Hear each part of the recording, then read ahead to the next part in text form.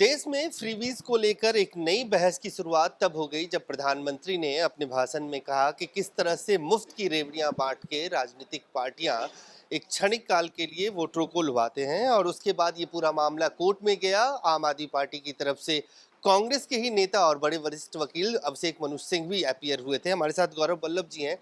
Sir, freebies को लेकर एक नया बहस, प्रधानमंत्री ने इसको लेकर अपनी बात कही, उसके बाद अब ये कोर्ट में मामला गया, केंद्र सरकार की तरफ से और जो वहाँ पे सॉलिसिटर जनरल है उन्होंने अपनी बात रखी। क्या कहना है? देखिए, मुफ्त की रेवड़ी पर विमर्श हो रहा है, पर मुफ्त की गजकें बट रही है उसके बारे में कोई सवाल ही नहीं पूछ रहा है। हम पूछना चाहते हैं कि नेशनल फूड सिक्योरिटी एक्ट, जिसका आधार बनाकर मौजूदा केंद्र सरकार ने कोरोना आपदा के समय 60% जनसंख्या को मुफ्त राशन, 80 करोड़ लोगों को मुफ्त राशन दिया। और इस नेशनल फूड सिक्योरिटी एक्ट के कारण ही, क्योंकि आपको मुफ्त राशन बांटना है तो आपको अब किसानों से वो राशन, अन्न है, वो एमएसपी पर खरीदना पड़ेगा। तो गरीब लोगों को मुफ्त राशन बांटना मुफ्त की रेवड़ी आती केंद्र सरकार की नज़रों में, किसानों को एमएसपी देना मुफ्त की रेवड़ी आती है।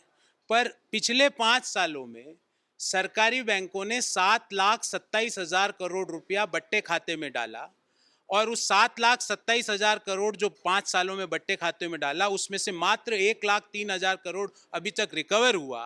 तो बाकी का जो 6 लाख करोड़ रुपया अप्रोक्सीमेट रहा है, उस मुफ्त की गजक के बारे में देश में विमर्श कब होगा, सवाल ये है। गौरव साहब, मेरा सवाल यही है कि जब आम कोई भी राजनीतिक पार्टी चुनाव में जाते वक्त प्रॉमिस करती है कि हम ये फ्रीबीज देंगे, ये देंगे, आपकी पार्टी ने भी किया है। अभी आम आदमी पार्टी के संयोजक केजरीवाल गुजरात गए, उन्होंने कहा कि 1,000 रुपया देंगे।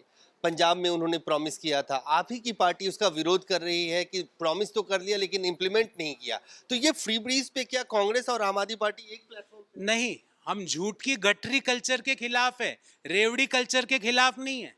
पर जो झूठ की गठरी कल्चर, झूठ की गठरियां लेके देश में घूम रहे हैं, जो कि सीनियर केजरीवाल और जूनियर केजरीवाल, या कह सकते हैं मोदी और junior Modi, one and same thing, जो झूठ की गठरियां ले लेके घूम रहे हैं। 2022 के लिए प्रधानमंत्री जी के 4 वादे उनको याद दिलाना चाहता हूँ। 2022 में किसानों की आय दुगनी हो जाएगी, 2022 में हर भारतीय को पक्का मकान मिलेगा, 2022 में बुलेट ट्रेन अहमदाबाद से बंबई के बीच चलेगी, 2022 में भारतीय अर्थव्यवस्था की साइज $5 ट्रिलियन हो जाएगी। ये झूठ की गठरी कल्चर है, हम इसके खिलाफ है। पर हम लोगों को एम्पावर करने के खिलाफ नहीं है।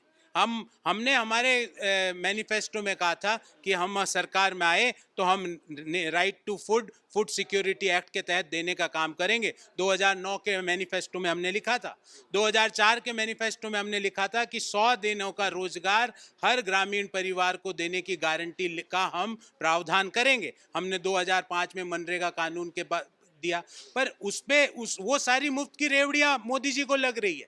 पर 2019 में जब कॉर्पोरेट टैक्स रेट में कटौती हुई और उसके कारण प्रतिवर्ष सरकार को 1,45,000 करोड़ का नुकसान हो रहा है, उस मुफ्त की गजकों के बारे में विमर्श कब होगा, उसके बारे में डिस्कशन कब होगा। हम झूठ के गठरी के खिलाफ हैं, हम मुफ्त की गजकों के खिलाफ है। लोगों को असिस्टेंस देना, उनके बुरे वक्त में उनका हाथ पकड़ना, उनको ऊपर लाने के लिए काम करना, उसके खिलाफ नहीं है। हमने मिड डे मील स्कीम चालू करी, 12 करोड़ बच्चों को मुफ्त का भोजन मिलता है, जिसके कारण स्कूल का ग्रॉस एनरोलमेंट रेशियो दोगुना हो गया। हमें गर्व है इस बात का। हम मनरेगा लेके आए, जिसके तहत 100 दिनों का रोजगार की गारंटी देते हैं, हमें गर्व है इस बात का। हम फूड सिक्योरिटी एक्ट लेके आए, जिसमें राइट टू फूड हमने का प्रावधान रखा, हमें गर्व है इस बात का। उसके कारण किसानों से हम एमएसपी पर अन्न खरीद रहे हैं, हमें गर्व है इस बात का। पर हमें झूठ के गठरियों पर गर्व नहीं है। हमें जो गजकें बट रही है देश में, उस पर गर्व नहीं है। आपका कहना है कि गजक कॉर्पोरेट टैक्स जो सरकार कम कर रही है। मेरा सवाल यही है कि ये फ्रीबीज के पक्ष में है आप लोग बस, लेकिन झूठ नहीं होना चाहिए। जो वादे किए उसको, उस प्रॉमिस को पूरा करना चाहिए। जैसे हमने किया ना, हम कब मना कर रहे हैं? हमने कहा हम किसानों का ऋण माफ करेंगे 2009 में, आते ही करके दिखाया। आज तक किसी ने हिम्मत नहीं करी। हमने कहा हम हर परिवार को राइट टू फूड देंगे, हमने कहा हम रोजगार का राइट एक्ट के तहत देंगे, हमने कहा हम किसानों से एमएसपी पर फसल खरीदेंगे। हमें गर्व है इस बात का। पर हम ये नहीं बोलते आज सोमवार को बुलेट ट्रेन, मंगलवार को सबके लिए पक्का घर, बुधवार को $5 ट्रिलियन की इकोनॉमी, बृहस्पतिवार को आपने बोल दिया हर घर की बिजली और पानी मुफ्त, और शुक्र शनि आदि छुट्टी, वापिस सोमवार को नई बात। ये नहीं, इस कल्चर के खिलाफ। एक आखिरी सवाल, तिरंगे को लेकर भी एक बड़ा विवाद चल रहा है। ऐसे लग रहा है कि कांग्रेस का तिरंगा अलग है और बीजेपी और आरएसएस का तिरंगा अलग है। इस विवाद को देखिए, हमें तो गर्व है कि हमने तिरंगा आज हाथ में नहीं पकड़ा है। देश की आजादी के समय से हम तिरंगा लेके चल रहे हैं। हम देश के सामने एक आर्टिफिशियल राष्ट्रवाद की बात नहीं करते। हम तो तिरंगा हर दम रखते हैं, हर दम फहराते हैं। हमारे दिल में तिरंगा, हम तो आंखें बंद कर लेते हैं जब तिरंगा हमारे सामने आ जाता है।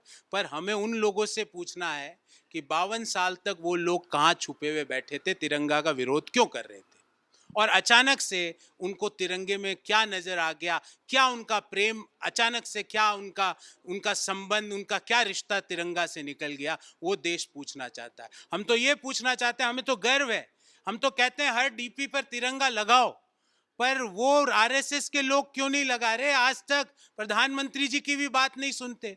मुझे लगता था प्रधानमंत्री जी देश का नेतृत्व देते हैं, पर आरएसएस तो देश में रह के प्रधानमंत्री की बात नहीं सुन रहे। मेरे देश के प्रधानमंत्री की वो अपमान करते हैं रोज। प्रधानमंत्री जी कहते हैं डीपी लगाओ, वो अपना डीपी चेंज नहीं करते। हम तो तिरंगा लेके बैठे हैं हमारी डीपी में, पर वो क्यों नहीं बैठे हैं? तो साफ तौर से गौरव वल्लभ का कहना है कि क्यों आरएसएस 52 साल तक अपने मुख्यालय पे तिरंगा झंडा नहीं फहराया और अब प्रधानमंत्री की अपील के बावजूद डीपी क्यों नहीं चेंज किया जा रहा है। कैमरामैन आकाश के साथ अजय झा, दैनिक सवेरा दिल्ली। ਬਾਬਾ ਯਾਮੀਨ ਬੰਗਾਲੀ 골ਡ ਮੈਡਲਿਸਟ ਤੁਹਾਡੇ ਸ਼ਹਿਰ 'ਚ ਪਹਿਲੀ ਵਾਰ ਅਦਭੁਤ ਸ਼ਕਤੀ ਚਮਤਕਾਰ ਵੇਖੋ। ਦੇਸ਼ ਵਿਦੇਸ਼ 'ਚ ਬੈਠੇ ਸਾਨੂੰ WhatsApp ਤੇ ਵੀ ਕਾਲ ਕਰ ਸਕਦੇ ਨੇ। ਘਰ ਬੈਠੇ 11 ਮਿੰਟਾਂ 'ਚ 101% ਗਾਰੰਟੀ ਨਾਲ ਸਮਾਧਾਨ। ਵਸ਼ੀਕਰਨ ਅਤੇ ਮੁਠਕਰਨੀ ਦੇ ਮਾਹਿਰ ਸਭ ਤੋਂ ਪਹਿਲਾਂ ਕੰਮ ਕਰਨ ਦਾ ਵਾਅਦਾ। ਨੌਕਰੀ, ਪ੍ਰਮੋਸ਼ਨ, ਕਾਰੋਬਾਰ 'ਚ ਪਰੇਸ਼ਾਨੀ, ਘਰ 'ਚ ਝਗੜਾ, ਬਰਕਤ, ਔਲਾਦ ਕਹਿਣੇ ਤੋਂ ਬਾਹਰ ਹੋਣਾ, ਕੋਰਟ ਕੇਸ, ਤਲਾਕ, ਪ੍ਰਾਪਰਟੀ ਡਿਸਪਿਊਟ, ਗੁਪਤ ਰੋਗ, ਪੁਰਾਣਾ ਦਰਦ, ਪਤੀ ਪਤਨੀ ਚੰਬਨ, ਜਾਦੂ ਟੋਣਾ, ਮਨਮੋਹਣੀ ਵਸ਼ੀਕਰਨ ਕਰਵਾਉਣਾ ਜਾਂ ਤੁੜਵਾਉਣਾ, ਸੌਤਨ ਦੁਸ਼ਮਣ ਤੋਂ ਛੁਟਕਾਰਾ ਸਦਾ ਲਈ, ਰੁੱਸੇ ਨੂੰ ਮਨਾਉਣਾ, ਪਿਆਰ ਮੁਹੱਬਤ। ਬਾਬਾ ਯਾਮੀਨ ਬੰਗਾਲੀ 96 435 032 21।